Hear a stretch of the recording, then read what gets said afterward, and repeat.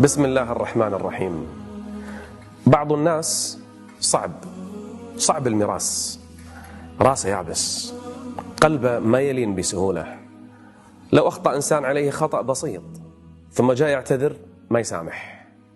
بعض الناس ما عنده صفة المسامحة ولا العفو ولا.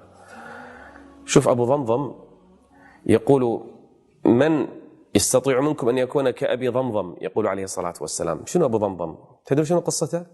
كل ليلة إذا نام يقول قبل نومه: اللهم من ظلمني ومن أخذ حقي ومن وقع بعرضي ومن فعل وفعل وفعل، أشهدك يا الله أني قد عفوت عنه، تصدقت بعرضي عليه، تصدقت بحسناتي التي أريد أن أخذها منه عليه يا رب.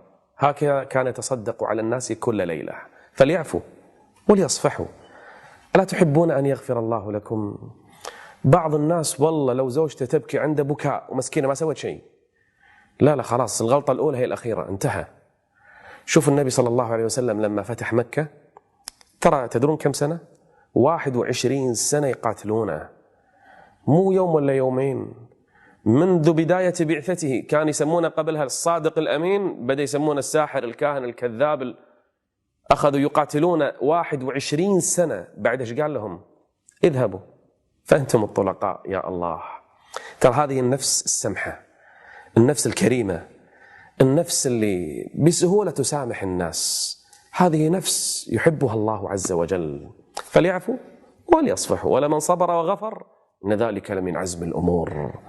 لما يوسف عليه السلام التقى بإخوانه بعد أن حرموه من أبيه سنوات طويلة وكادوا يقتلونه وظلموه ظلما شديدا ونفتروا عليه، قال بعدها: لا تثريب عليكم اليوم يغفر الله لكم وهو أرحم الراحمين. يعني بكل بساطة وبكل سهولة. هذا خلق اسمه السماحة. ترى ما أتكلم فقط عن المسلمين، أتكلم عن البشر كلهم، عن الإنسان.